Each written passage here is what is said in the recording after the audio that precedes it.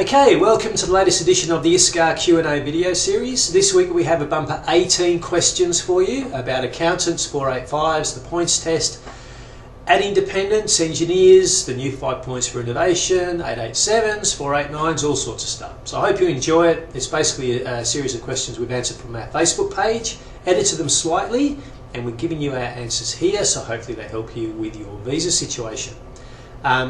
If I grimace a little bit during the video, I played my son's under-11 soccer team last night in the annual Parents versus Kids soccer game. We lost, and I've hurt some muscles I didn't know I had. And Andy, your referee, really mate? That was an embarrassment. Okay, on to question 1. May I know, an EOI for accountant is updated in August 2016 with 70 points. When can an invite be expected?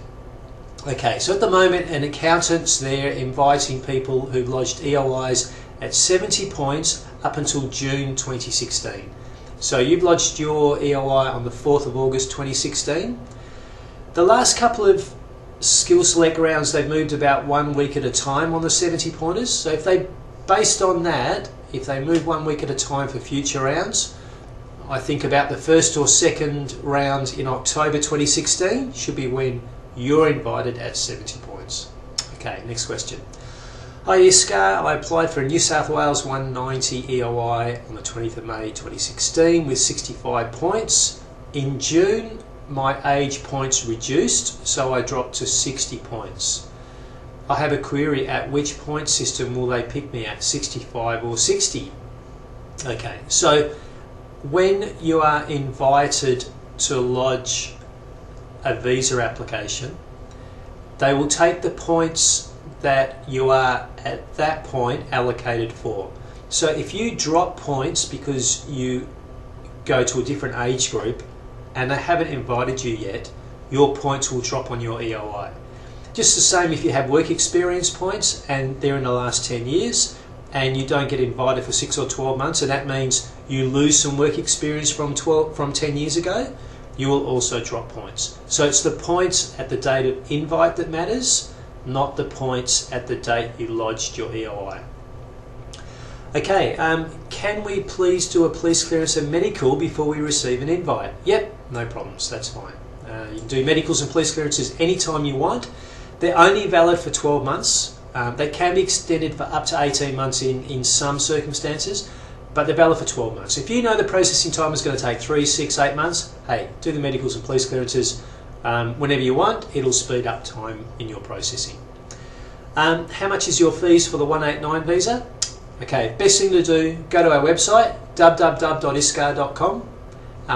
We've got all the information there about our fees. It's different for 189s from overseas compared to 189s for student graduates in Australia compared to 189s who've used us for the 485 visa.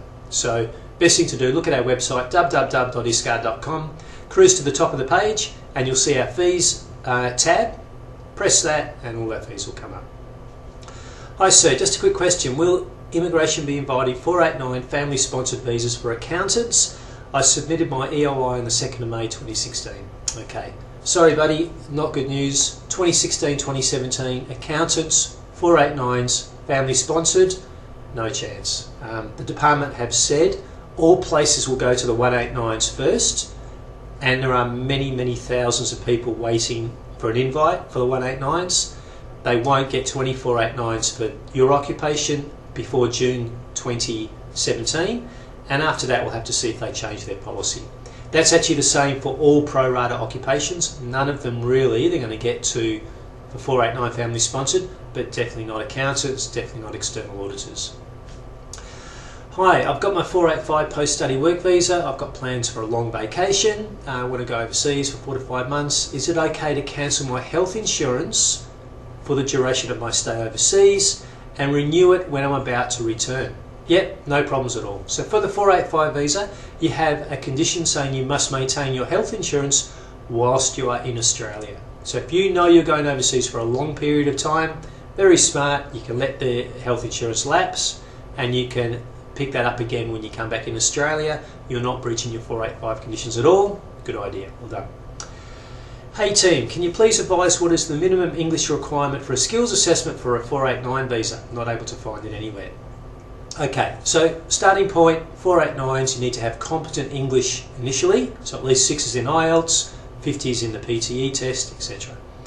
For the skills assessment, it is whatever the skills assessing body needs. So if you're being assessed as an accountant and you haven't done the professional year, you need 7s academic, or you need 65s in the PTE test. So immigration only needs 6s in IELTS, but your skills assessing body can ask for whatever they want. Vet Assess, nothing, Engineers Australia, it really just needs 6s, but when it comes to accountant, which we actually know you are, looking at a previous question we answered for you, you're going to need at least 7s in the IELTS. Hi, just wanted to ask a few things. I already have postgraduate work visa. My wife and son are with me on shore. Do they have to be in Australia when we apply for PR? Because we are planning a holiday overseas. No, they don't. They've already got the 485 visa, that's great. If you apply for PR for, say, company sponsorship, or you apply for PR through the points test, they can be anywhere at all when they lodge the application, and they can be anywhere at all when the visa application is lodged. So they can be outside Australia, that's not a problem. Hey, I'm completing my 1-year Masters from a university in Australia in engineering science. I've done a Bachelor's in Mechanical Engineering from Pakistan. I've recognised a bachelor degree from Engineers Australia. Am I eligible for the 476 visa?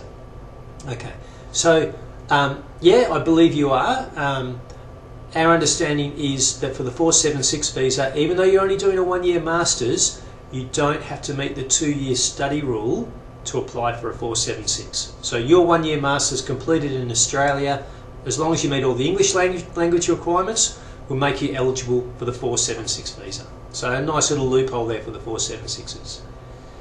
Hi, my brother's currently aged 29, did a grad diploma in management, Masters of Business in Ireland, struggling to find a full-time job here on student visa. Your suggestion will be appreciated if he can apply for in Australia for any kind of visa leading to a permanent residence. Okay, so given he's doing sort of business management, you might go down an accountant pathway, so you need 70 points though. That's pretty hard. If you can't get that, maybe change your studies, do one of the teaching professions, maybe secondary education teacher, maybe postgraduate pre-primary course, because you might only have to do a 1-year course, 1-year grad dip in teaching, and you might be able to come through that pathway only needing 60 points in one of the teaching professions rather than 70 points as an accountant. Hi there, is the medical a must for parent visitor visas? If they want a 3-year validity with 12 months on each stay, they must do a medical. If they are aged over 75, yes, they do need to do that medical.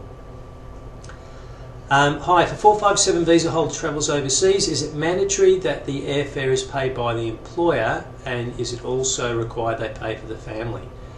Okay, so everyone who is sponsored for the 457 visa, if you ask your employer for the airfare to be paid for you to return to your home country after your 457 is finished, or after you've stopped your employment with that company, they need to cover the travel costs for all the people who are sponsored, including your family, if you ask for it.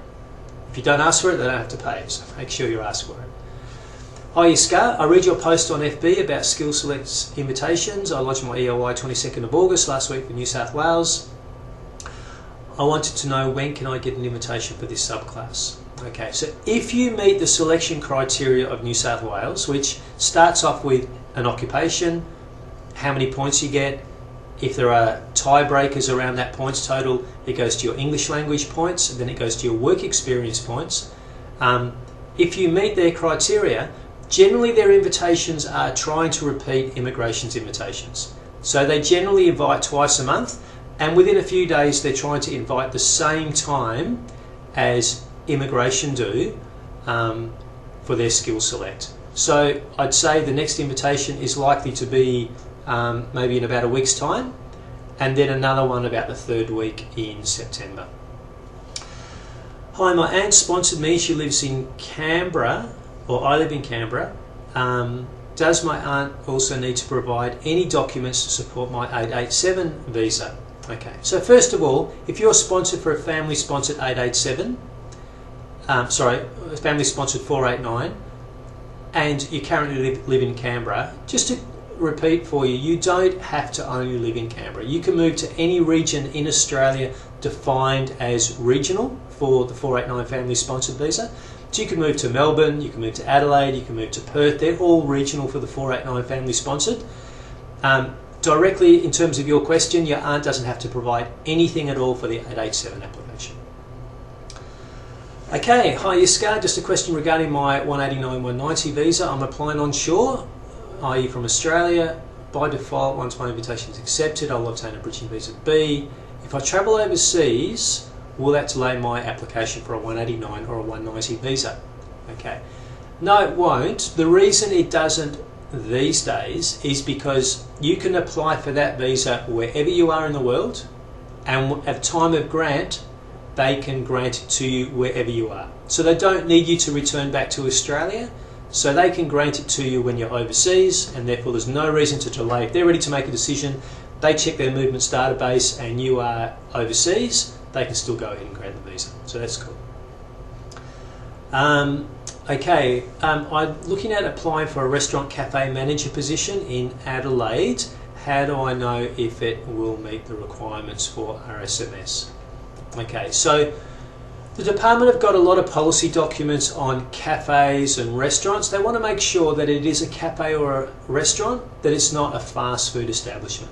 So they might ask questions like, does it have waiter service? Is there an extensive menu? Is it or is it not a franchise? What does the manager do? Are they involved in the day-to-day business, or do they let you get involved with the business? If they employ you additionally to what their current financial position is, so you're not working there yet, but you're going to take up a full-time position with that restaurant, they want to see that the company can afford to pay $50,000 or $60,000 extra in salary as well. So they need to be able to show they can still run a business successfully with that extra cost. There's a number of considerations, but they're the type of issues that will be looked at. What does the Prorata occupation mean?